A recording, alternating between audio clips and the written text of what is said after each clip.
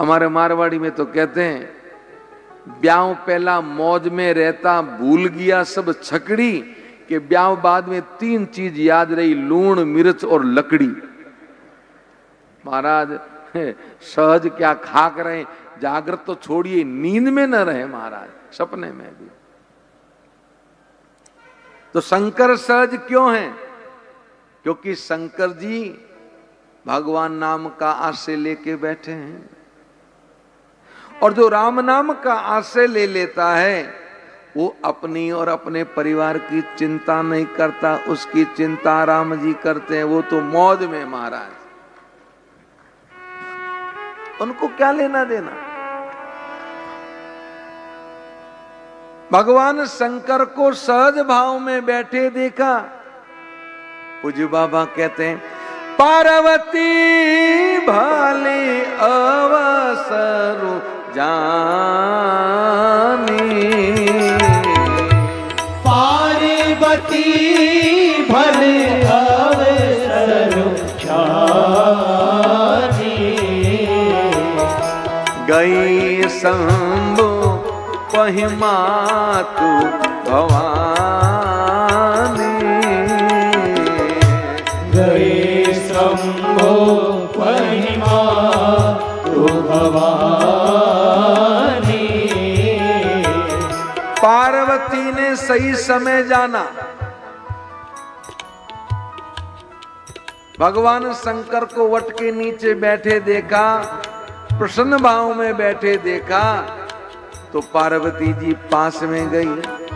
और जैसे ही शंकर जी के पास में गई, जानी प्रिया आदर अति कीना, जानी प्रिया आदर अति कीना, वाम भाग आसन हर दीना, वाम भाग आसनो हर दीना। जैसे ही भगवान शंकर के पास पार्वती जी गई हैं, तो भगवान शंकर ने उमा का आदर किया और वाम भाग में बैठने का इशारा किया। पार्वती जी पास में बैठी, पर तुलसी जी कहते हैं बैठी शिव समीप हरे साई, बैठी शिव समीप हर साई, पूर्व जन्म कथा चित आई, पूर्व जन्म कथा चित आई। भगवान शंकर के पास में उमा बैठी है, मन में बड़ी प्रसन्न है।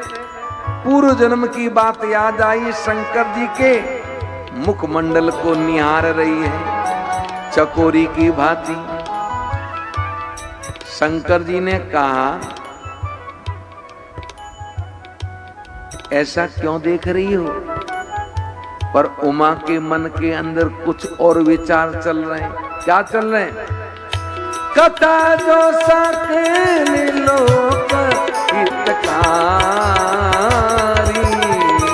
कथा जो सकल लोक हितकारी, सोई पूछन चह सैल कुमारी, सोई पूछन चह सैल कुमारी। जो कथा सब लोगों का कल्याण करने वाली है, उस कथा को पार्वती जी पूछना चाहती है। भगवान शंकर के मुख को टकटकी लगाए निहार रही है। शिव ने कहा क्या बात है, आज ऐसे क्यों देख रही हो? तो उमा के दोनों हाथ जुड़ गए और भगवान शंकर से कहने लगी विश्वनाथ मम नाथ पुरारी, विश्वनाथ मम नाथ पुरारी, त्रिभुवन महिमा विदित तुम्हारी। त्रिभुवन महिमा विदित तुम्हारी। आप तो जगत के नाथ हो, आप मेरे भी नाथ हो। आपकी महिमा तो तीनों लोकों में सबको पता है। शंकर जी कहने लगे, विश्वनाथ ममनाथ त्रिभुवन महिमा आप कहना क्या चाहती हो? जो भी कहना चाहती हो उसको स्पष्ट करो। तो उमा हाथ जोड़ के पुनः कहने लगी, जो मो पर प्रसन्न सुखदासी। जो पर प्रसन्न सुखदासी। जानिय सत्य मोहि निज दासी। जानिय सत्य मोहि निज दासी। आप मुझ पे प्रसन्न हैं। शंकर ने कहा, हम कब आपसे रूठे? आप मुझे अपनी दासी मानते हैं, मुझे अपनी सेविका मानते हैं। शिव ने कहा, क्या कह रही हो? आप हमारी अर्धांगिनी हो, हमारी प्रिया हो। कहना क्या है? जो भी कहना वो स्पष्ट करो। तो पार्वती जी कहने लगी, तो प्रभु हरऊं मोर अज्ञाना। तो प्रभु हरऊं मोर अज्ञाना। अगर आप मुझ पे प्रसन्न हैं, मुझे अपनी सेविका मानते हैं, तो मेरे अज्ञान को हरे। शंकर ने कहा, आपका अज्ञान कैसे मिटेगा? उमा ने कहा, ज्यादा कुछ नहीं करना है तो कही रघुनाथ कथा विधि नाना। कही रघुनाथ कथा विधि नाना। आप हमें राम जी की कथा सुनाइए। पिछले जन्म में हम सती रूप में थी, आपके संग अगस्त जी के आश्रम में गई। मुनि ने हम कथा सुनाई, हमने कथा सुनी नहीं। आते समय राम जी को देखा, आपने प्रणाम किया, किया नहीं। हमने संशय किया, आपने समझाया, आपकी बात मानी नहीं। परीक्षा ली, आपने मेरा त्याग किया, मैंने शरीर त्यागा, दूसरा जन्म लिया, पुनः आपको पाया। एक जन्म बीत गया पर अभी तक मन के संशय नहीं मिटे। शंकर जी कहने लगे, कैसे संशय? उमा कहने लगी, तुम पुनि राम राम दिन राती। तुम पुनि राम राम दिन राती। सादर जपऊं अनंग अराती। सादर जपऊं अनंग अराती। आप रात दिन राम राम राम राम जपते रहते हो।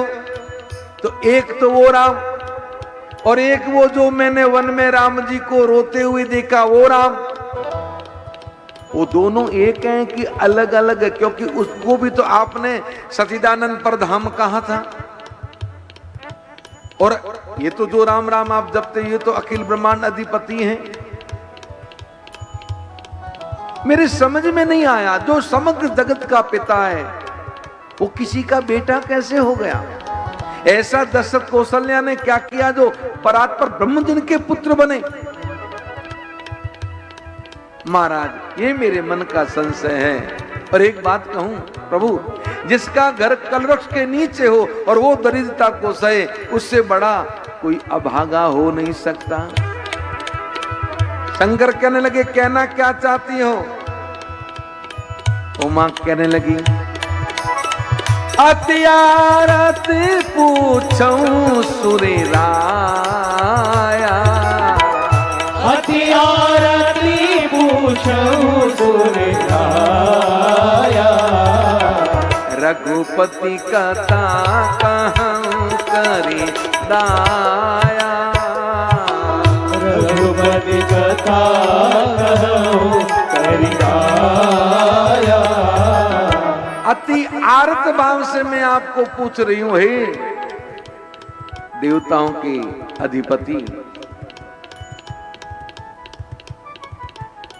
मुझे दया करके, मुझ पे कृपा करके राम कथा सुनाइए, मुझे बताइए।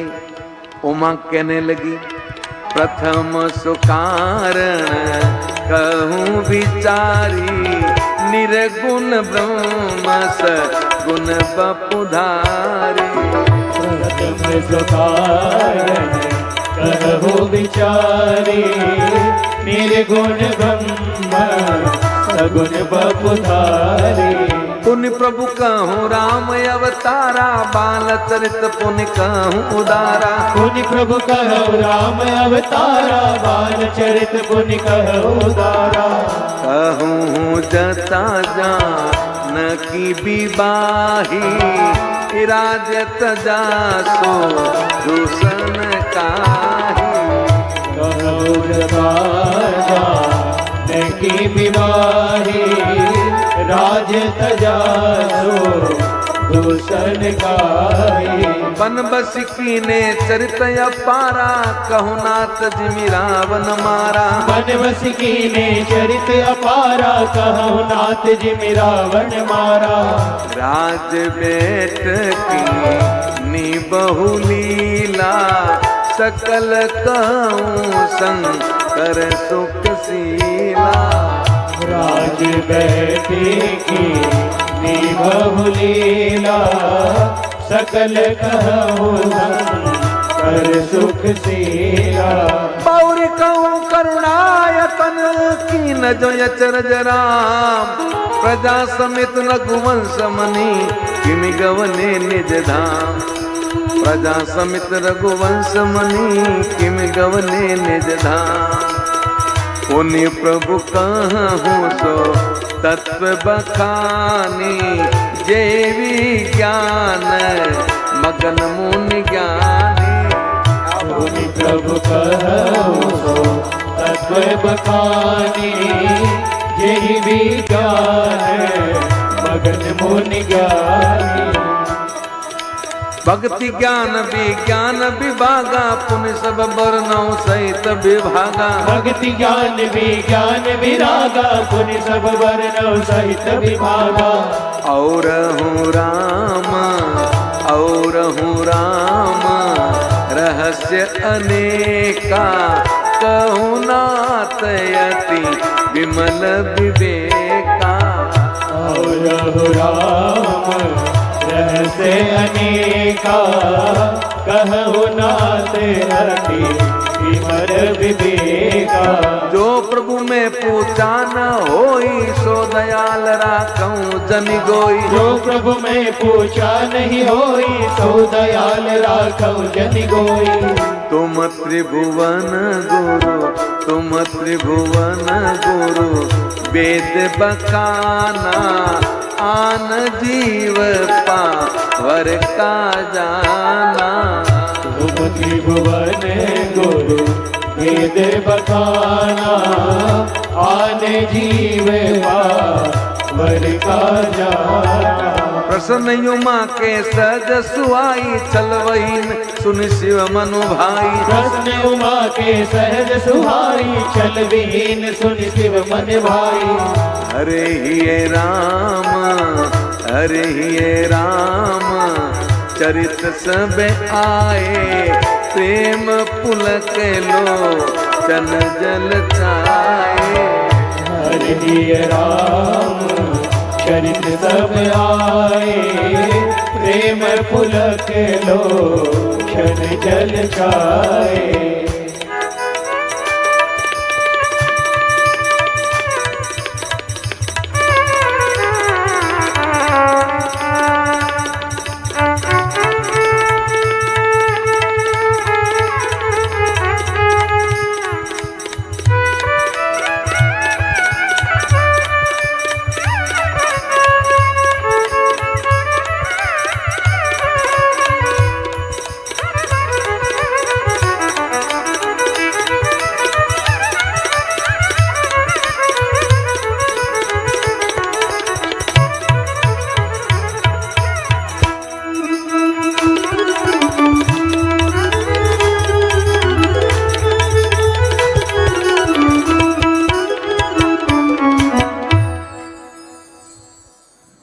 उमा कहने लगी, सबसे पहले तो आप हमें समझाइए कि जो निर्गुण निराकार ब्रह्म है वो सगुण साकार क्यों होता है। यहां कुल 12 प्रश्न किए हैं पार्वती जी ने, लेकिन इस रामचरितमानस में भगवान शंकर ने 8 प्रश्नों का उत्तर दिया है, पूरे 12 का नहीं दिया। क्यों नहीं दिया? क्योंकि पार्वती जी प्रश्न तो 12 करती हैं, लेकिन शंकर जी जैसे ही उनके संशय को हरते हैं तो उमा कहती, मुझे पीछे के 4 प्रश्नों का उत्तर नहीं चाहिए, आप तो केवल मुझे आगे वाले 8 प्रश्न ही का उत्तर सुनाइए। क्यों? 8 प्रश्न में भगवान की कथा को पूछा है और 4 प्रश्न में वेदांत को पूछा है। पर एक बात कह देता हूं महाराज, जितना आनंद जितना प्रेम भगवान की कथा में आता है उतना वेदांत में नहीं आता। वो तो परमहंसों की चिंतन की भी बातें हैं महाराज, वहां कहां हम लोग आम साधारण व्यक्ति पहुंच पाता है। तत्व की बात कौन जानता है।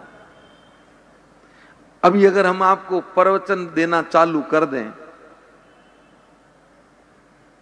ये चौपाइयां गाना बंद कर दें और केवल मानस की चौपाई को सीधा सीधा बोलें और उसके ऊपर हम आपको अलग अलग व्याख्या करें, तो आधे तो उठ के चले जाएंगे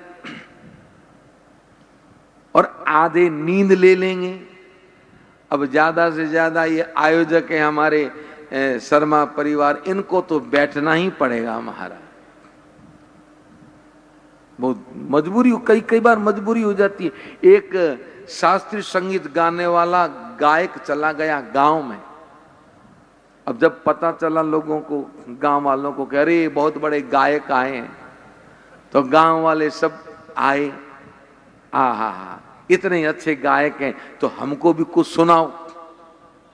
अब सब गांव के लोग बैठे, अब उनके लिए दरी बिछाई गई, अब वो हारमोनियम लेके बैठे। अब शास्त्रीय संगीत तो आपने सुना ही होगा, वो तो ख्याल गाते हैं। अब जैसे उन्होंने आलाप किया,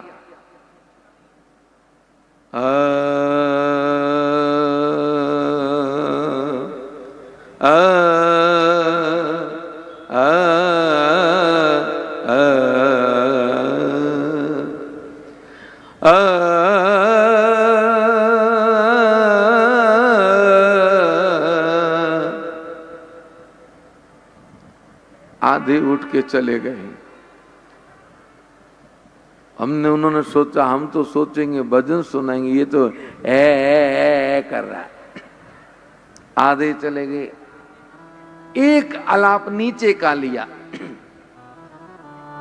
आधे गए, आंख खोली, उसने सोचा हाँ एक गुणीजन है जो बैठे हैं, तो अब ऊपर का आलाप लिया।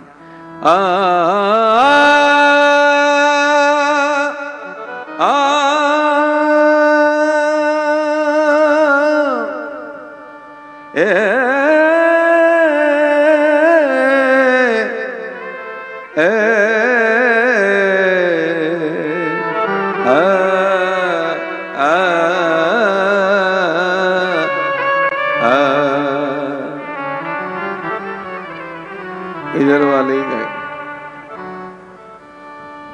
एक बैठा सामने, उसने कहा वाह भाई, कम से कम इस गांव में एक तो कदरदान मिला जो कम से कम हमको सुन सके। उसने कहा ऐसा है कलाकार जी, समझ में मुझे भी कुछ नहीं आता पर करूं क्या, दरी मैं ले आया था, आप उठे तो दरी लेके जाऊं इसलिए बैठा हूं, बाकी वाली कुछ लाए नहीं थे इसलिए चले गए।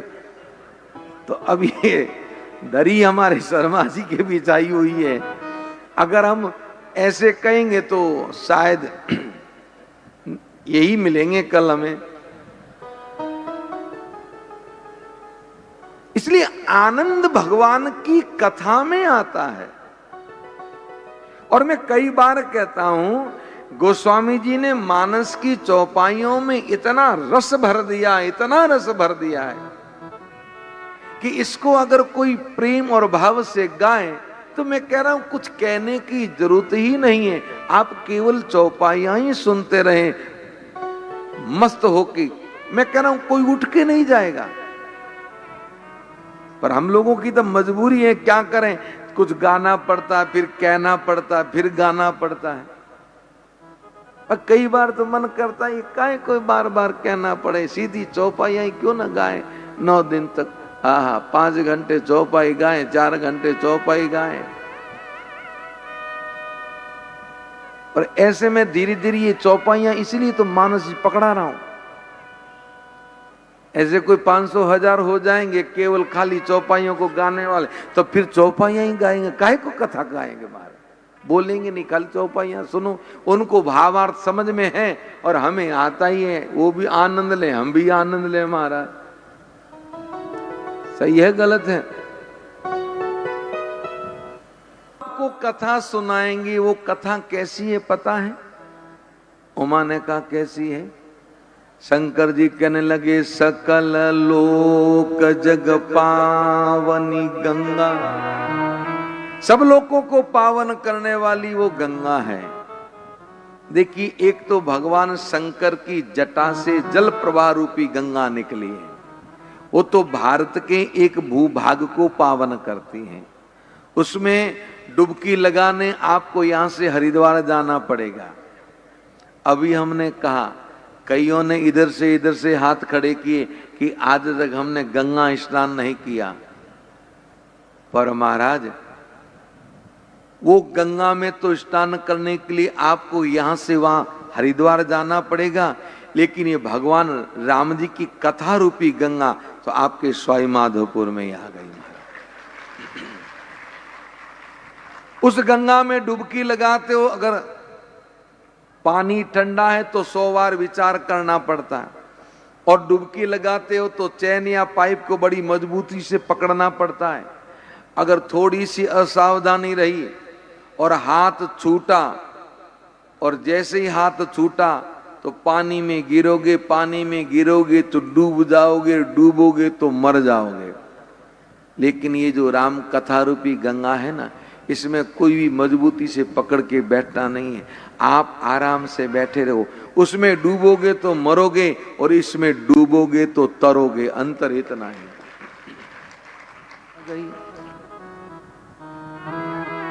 भगवान की कथा सुनते या गाते आंखों में आंसू आए। आंसू कब आते? जब हमको उनसे प्रेम होता है। कहना अलग है महाराज, आना ही बड़ी मुश्किल है। एक पंडित जी कथा गा रहे थे तो बार बार कह रहे थे, भगवान से जब प्रेम होता है तो आंखों में आंसू आते हैं, और आंसू भी आते हैं तो झरझर बरस गिरते रहते हैं। उस कथा में रोजाना 4 घंटे की कथा में कम से कम पंडित जी 4 बार कह देते थे। 3-4 दिन, 4-5 दिन हो गए, 7 दिन की कथा थी, 5 दिन हुए तो एक जिज्ञासु श्रोता खड़ा हुआ। उसने कहा, पंडित जी आप बार बार कहते हो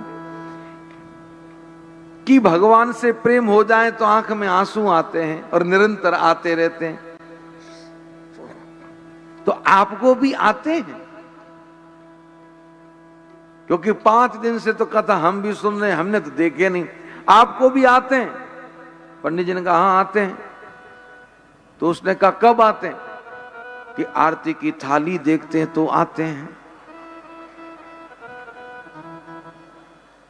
कि आज चढ़ावा कम आया है। अब आरती की थाली देख के आंसू आए तो महाराज प्रेम कैसे हो जाए? ठीक है, व्यवस्था के लिए सब कुछ होता है, लेकिन सब व्यवस्था ही नहीं होती। मेरा माताओं से निवेदन है, अभी हमारे पंडित जी कह रहे थे कि माताएं कल कुछ वस्त्र ले आइए, आप यहां कुछ लेके ना आए, ये वस्त्र इत्यादि फल वल कुछ मत लाए। हम कुछ लेते नहीं हैं, न ही कहीं चढ़ाने देते हैं।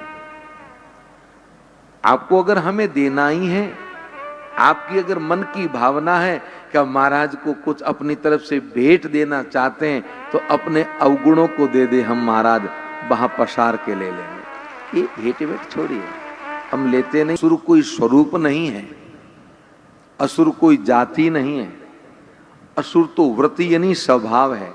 असुर की परिभाषा भगवान शंकर जी ने रामचरितमानस में आगे बताई है।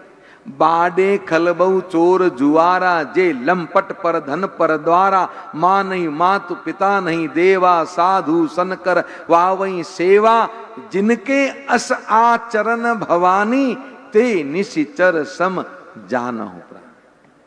जो खल है, चोरी करता है, जुआ खेलता है, पराये धन को हड़पने की कोशिश करता है, पराई नारी पर कुदृष्टि डालता है,